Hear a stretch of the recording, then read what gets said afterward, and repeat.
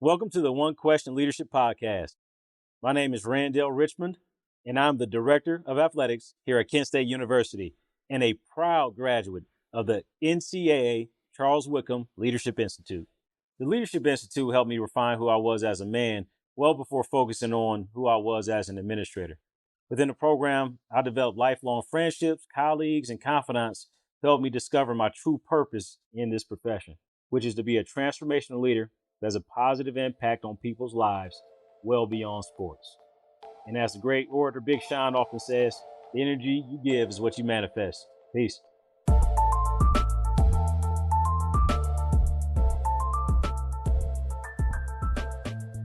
Greetings, this is Ty Brown, and welcome to the One Question Leadership Podcast, where we highlight executive and organizational leadership. Be sure to follow us on Twitter and Instagram at 1Q Leadership.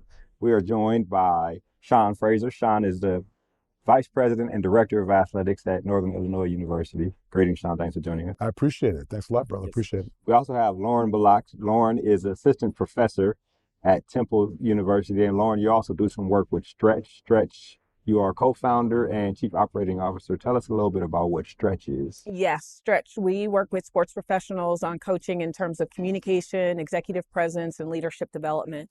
We work with both professional and college coaches and administrators to ensure that they're able to communicate their values, their philosophy in different spaces as they're connecting and building relationships. Which is excellent. I wanted to have you on, Frazier, like we usually talk. Whatever's pending, let's just have a conversation about it, wherever the conversation goes. There's a couple big things in the world that specifically coaches in general are worried about. And I think if coaches are worried about it, ADs are worried about it. NIL and transfer portal are two things that are top of mind when you talk about coaches. And in my thought process, where I talk about leadership and organizational development, you think about culture. You being a former coach, you being around athletics for as long as you have, I wonder about your thoughts on that. Yeah, no, I appreciate you having me. It's interesting because that piece of it is so much important to the overall outcomes, right? So the first part of that is that understanding that, this onboarding is could be a short period of time. And then the other piece of it is that your culture has been built up over time. All right. So to fast track something that's been done over time, that's tough. Right. That's a tough situation. So I think for the first thing it is that, especially with the the portal, on the portal side, is that, you're always constantly re-recruiting now, both staff and students. So you can't just, okay, we've installed it this week. Y'all should know it by now. It's an ongoing process. So it takes everyone, all the senior managers, all the direct reports, all the incoming or newbies to your organization. You're constantly re-emphasizing that this is a re-recruit or a understanding of the things and core values that are important to our organization. So it's a lot, right? So for the coaches, it's, you got to re-recruit your kids. Well, the seniors? Yeah. Because if you don't, now you're people looking out the window, they're being enticed, they're being, talked to by both family and other entities that might want them as a part of their organization. So I think that part of it is a critical component. And they bring that institutional value that, you get it from some staff members, but those seniors are the ones who have seen everybody come through. They've heard all the speeches, the phrases every year that they choose, and they're the ones that will become your choir. Like they'll preach for you when you're not in those spaces. Like, I like him. He's a good person. Like, let's go with them. Yep. When, as you're trying to share all that information, I think people miss that part in the culture. They overlook it. There's also this aspect of, it's not just a coach dealing with players coming and going. There's parts of the administrative staff that have to make sure the player that's coming is in track with whatever they need to be in track with. There's compliance aspects. Yep. There's a number of aspects. So the entire organization has picked up responsibilities basically when it's thing. Talk about a little bit about that. Yeah, no, it's It has. I'm almost speechless based on everything we're talking about. Yeah. So from the new, we've got the new guidelines for the transformational committee, hot off the press, January 3rd. But we've been living it through the process of development. Taking a look at the new mental health standards, the new standards in diversity, equity, inclusion, belonging. All the different components around scholarship athletes. There's so much. And we're already taxed and we've been kind of exposed as an organization, especially in higher ed, and I would even say other organizations, because COVID really tested us. COVID made us think about and go through a process of discovery about where we're the most vulnerable. And I think ultimately the staff folks have been overworked, over maxed out, mental health issues associated with that. And then, those extroverts like myself who are used to, being out in the public and now reduced to being on Zooms and Teams and all these other things, that's played a significant part on interactions and mental health. So yeah, we're tired. So I love that you shared the interactions piece. So in our coaching, a lot of what we've been talking about is giving people a space to dump and to process some of that in a way that's safe. So in our company, we understand sports and how it works and what the business nuance is, what the culture is, and just giving folks to kind of that opportunity to dump and then figure out what's next. Do I stay? Do I go? Has been super helpful in preventing burnout, which is a lot of why we're trying to get some outreach, as well as the Zoom part. It takes a different skill set to communicate on Zoom. And I don't think people realize that. And that adjustment has been incredibly hard, but it's doable. I think about if you saw your favorite Instagram or TikTok or Facebook person, or even if you watched the movie and you saw your favorite person walking down the street, you'd be like, hey, I know you. I watched your videos, right? You wouldn't hesitate to. You feel like you have a connection, but most folks don't think about it because we weren't forced to think about it in the ways that we were in COVID. Yeah, 100%. You got to do it. I wonder about with Stretch, if let's say NIU were to engage Stretch for services with their coaches. Talk to us a little bit about how Stretch would talk to the coaches in terms of coaching them up, whether it be one-on-one or as a staff or something in this culture and the communicating value for incoming kids through the portal.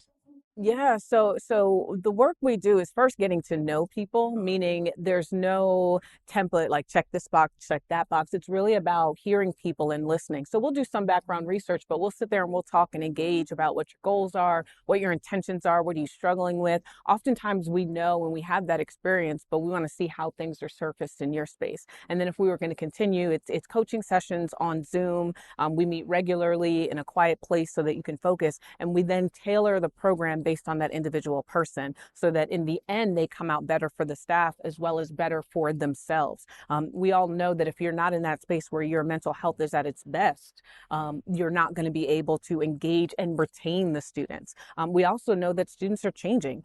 Today we're going to be talking about with our participants what this new generation of student athlete looks like. And so some of it is just even understanding that, which it's forcing us to speed up and change how we interact. And so I think college in general is just going through a big overhaul. And those that are staying with that and competing are going to be able to stay. There are going to be a lot of folks that are left behind because they're not changing at a quick enough pace. Yeah. In my experience with coaches and think about what you talked about with culture.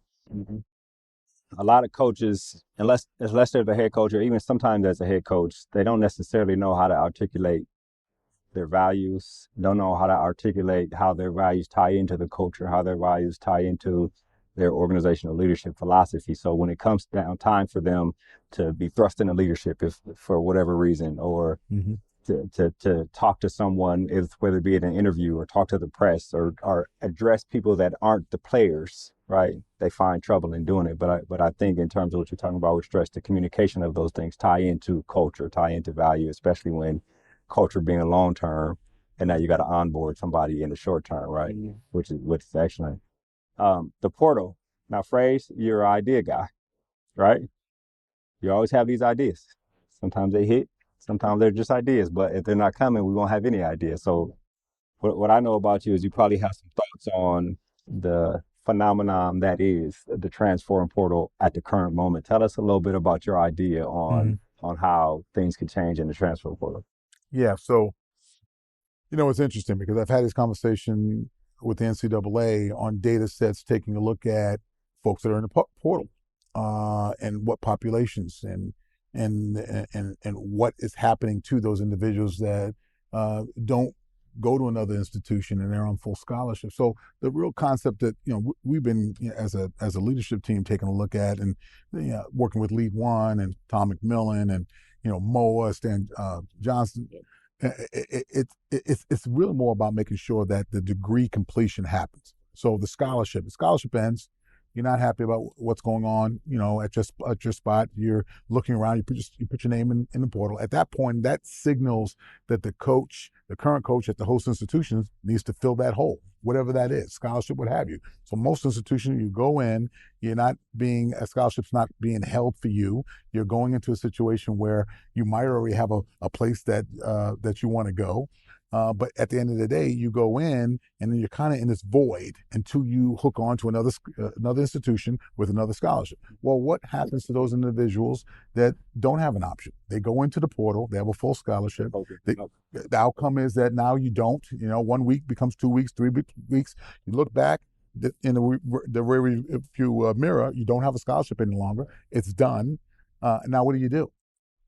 Now, that's an unfortunate situation. If you talk about a population, the ability to be able to even garner higher education is through some type of means of scholarship. In this case, it's athletic.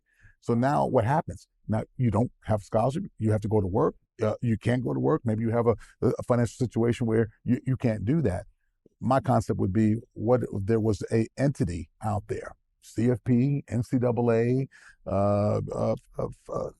some individual or organization that says, if you petition for tuition, but the stipulations that I would attach to it is that individual can come back to that host institution, could not participate in that particular sport or any type of athletic activities, but will be able to get their education with the tuition scholarship for the missing part that they might have. So if you're a freshman, you can petition for the rest of those time. If you're a junior, you come back for those 2 years. But the end game is graduation. At least that individual now has a chance to get higher education, regardless of the athletic ability that they have. Instead of going into the situation, I don't have those data points here, but I do have data that suggests that we have a lot of people that go into the black hole or the portal, come out, no financial situation, and now they're done with higher education, and now they're trying to struggle for the next journey of their life. So why not have a scenario where we have a catch-all? But also, too, I do realize there might be some unscrupulous situation that would force individuals into the portal to be able to get this particular tuition. Yeah. The stipulation of no athletic activity or no football really puts it on the student to say that, hey, I need to graduate. At least I have this opportunity for tuition at the very least to be able to get my education. I find that to be an interesting idea. See if I can sum it up. Please. Right? I go into the portal. If I haven't already been recruited, right, tampered with as a student, whatever athlete, it is, right. But I go into the portal thinking I can find a better situation somewhere else. Me and the coach don't get along, whatever it is, and I get to playing time. And an option doesn't happen for me. There's no school coming to get me. There's no scholarship, but I did have a scholarship, and nothing happens for me. I have the opportunity to go back to the school that I just left. The host institution, yes. Institution. Yeah. But I wouldn't be able to participate in athletics anymore, but I would get the rest of my school paid for it. Yeah, you would go through some type of application process like any other scholarship. You would go through a process of saying, listen, and it's only for you. So in other words, in the case point of the FBS student athletes, and taking a look at, the majority of FBS student athletes we're seeing, especially at the football level, right, are people of color. So I'm looking at a population right now on the yield on that. We're going to have large numbers over a data set after we go through a 5-year period of this portal, that it could be really dramatic. We have young people that now cannot get higher education or put themselves in a situation based on the decision that they might have been, coerced to do or others. So I think this is an opportunity at least to deal with the graduation piece of it, because at the end of the day, that's why you come to an institution of higher learning. It's the principal reason is to graduate with a degree. I think that's an excellent idea. I think about the nuance of, if I'm a freshman, right, contemplating going in, am I going to lose the 4 years of eligibility? Maybe there's special circumstances. I guess there's always special. But you know what? You don't have to do it. I'm saying that, if you're a junior, if you're a sophomore, The reason why you went there is to play ball, but at the end of the day, the principal reason why is to graduate. So here's the father in me with the 3 kids that I have, and the former football player and the former coach. I'm saying at the end of the day, this is a snapshot in time. The majority of your life, you're going to be using that education. That travels with you, okay? This is a way at least to deal with the critics that might be out there saying, hey, this portal thing is horrible. Or others are saying, what is the FBS, or what is the CFP, or where all this wealth that we see, how's it getting back to those particular kids that are playing? And I think that's the fundamental thing that we need to pay attention to. Graduation is the key. It's the ticket. It's the ability to better yourself. So this is one of probably many ways. This is my big idea, and I'll probably get criticized for it. But I do think there's enough people out there well-intentioned that this could be a possibility for those who really want to graduate. And then I guess funding that goes into the industry of college athletics, right? Last time I checked, the money looks good. Right. You figure out the entity that is there to support. Right. Well, you which bring makes up a lot of sense. such a good point. And I guess bringing it back to culture, there was something about the school itself that student athlete wanted, right? And it keeps them engaged in that community. I also think about, I have a student athlete who I love dearly who transferred in and is trying to graduate. And there's so many more resources available to him now that he's not playing on the field that he has access to, for sure. And so it sounds like a good idea on paper. So, well, and I was talking to my wife, my beautiful wife, Rosa Frazier. God bless her. I put a call out to her. We were talking about this concept. She's a former law professor. We talked about the issues around this, and quite frankly, if you really want to do right, and you're really talking about wanting to come here for an education, and this is not the NFL, this is not some other piece. I know we got paid for play now, and some of the other things going on. This is at least an opportunity to get back to the holistic approach to higher education and giving this young person a chance to get their degree. Yeah, that's interesting. NCAA has an image repair issue, and this will go a long way with repairing that. I have no comment on that. Professor, I'm on teaching side. I know I'm on the teaching side. I can say that. But it makes people really show their values, right? And I think we live in a space. I know current student athletes, they have high expectations of leadership, and it really puts people on their toes to say, what are you actually doing? And a program like this would have a lot of credibility. Yeah, that's excellent. It also forces student athletes to really think twice before they get into that portal. And the people that are in their ear, they got to come up with a good reason to forego that athletic scholarship and support the graduation. Now, it's not been thought out all the way, and you're totally right about that. But I would tell you that, there would be an application process. There would be a process of vetting. There would be whatever entity took this on, and hint, if CFP or others would want to do this. But there would be a way, at least, that you can manage it and go through a process. Those who are serious, and you know what the end game is? You're probably going to be saving the lives or making such a major impact on some of these young people who are just well-intentioned and who just made bad decisions. You remember when you're 18 to 23. I remember that a long time ago. I'm still 25. God bless you. Hey, and I'm not knocking it. I've been trained well by the best.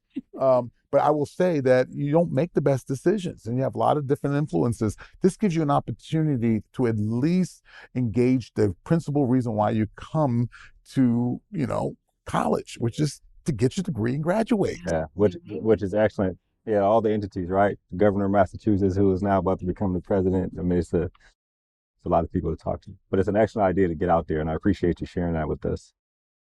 Ask you about NIL, right? I look at, you hear some of the numbers that some of these kids are getting offered to come to play at a school. I'm like, are you offering all 85 of these kids that much money? Because is it that big of a pool of money? But I wonder what your thoughts on that, because, recently in the last probably month or so, we've seen the ADs having to step up and say, support our collective because it supports our student athletes. So now it's a fully embraced organizational concept that is a part of college athletics. So talk to us a little bit about your thoughts on this NIL thing. Well, obviously, I have a collective. I guess your thoughts can really be one-sided, right? Boneyard collective. Let's put it out there. I don't want to be someone that's sitting here, living in a glass house. But for me, as being a former student athlete, I believe in the branding of this. Your personal brand. Should you monetize your personal brand? I totally support that. Okay, just looking at the 1 or 2% that can do that, and we're seeing large numbers of individuals who are being very entrepreneurial on what they're doing. So we have open doors. Right? We have all these different things that we can do, and then we have our Boneyard Collective. The bottom line is this going to enhance the experience and give education to our young people? So again, the snapshot in time I'm talking about, this 4 or 5 years, and then in life, is this going to help them in life? I see this as a great educational opportunity. So I'm supportive of that. I am concerned about the interference. Okay, the mudding of the waters, the phone call in the middle of the night saying, hey, if you go into the portal, you might be able to get X. Those things are unscrupulous. It's out there. It's the wild, wild west. We have to get a control of it. But I like the concept that a young person can monetize their brand. Here's the question I have, though, specifically about it is there's a somewhere in the universe, there is a theoretical line where ADs weren't talking about the collective. And then that line happened in the timeline of the universe. And now ADs are saying, hey, support our collective. Do you want me to tell you why? I know why, but I'm wondering about your thoughts on that, on why hands off at first. I think that it was so new and it was so taboo. I'm a seasoned vet, right? I'm going into 10 years at NIU, and this is not what we did. It's pay for play model. It's not the what we former amateur model that we all engage. But a lot of things we haven't done in the past, and now we're making changes. This one's different because it's clear that it has such a recruiting component to it. It has such a larger than life component that affects your ability to be competitive on the field, on the court, or what have you. So I think that now people are figuring, hey, you know what, this is it. We got to get with it, and we have to do it the right way. I still have a certain chill behind my back of my neck when you get an outside entity doing things. But I'll give a shout out to Jason Belzer. We've used him and with the Boneyard Collective and putting it together and actually having a framework that deals with community support and volunteerism. You're doing things for the money that you are earning. Yeah. This is not just turn the sprinkler on, the lights out before you leave, and then there's $100,000 in your sock. This is a process. And I think that ultimately, once you put it like that, it's more of a doable, understanding, educational experience than just filling up money in a box and then it appearing on your desk. You can see where it enhances the student athlete experience, right? Which is the buzz term for athletic directors. It is. I don't use that buzz term, but I've heard that. Yeah, right, exactly. It also provides additional educational opportunities, right? You want them to go and learn how to manage their money, and you want them to go be able to do that stuff. And so it gives you a little bit of money that you can help them try and figure out now if you have those trusting relationships and a culture where your philosophies and morals match your values, right? Right on. You all over it. See, the professor's legit. Yeah. Anytime you get somebody academic to back up the theories. I like her. Yeah. Well, Sean, this has been an excellent conversation. I always enjoy when you join us here on the One Question Leadership podcast, or even over at Athletic Director. There's always a good conversation for us. Thank you for joining us. You know what? Only for you, my friend. Only for you. God bless you. Lauren, also appreciate you joining us here on the One Question Leadership podcast. Thank you so much. Yes, ma'am. That was Sean Frazier. Sean is the Vice President and Director of Athletics at NIU, and we were joined by Lauren Bullock. Lauren is an Assistant Professor at Temple and also Co-Founder and Chief Operating Officer with Stretch. And of course, I am Ty Brown with One Question. And keep in mind, the role of a leader is to create and maintain an environment that people want to be a part of. And as always, be better tomorrow than you are today.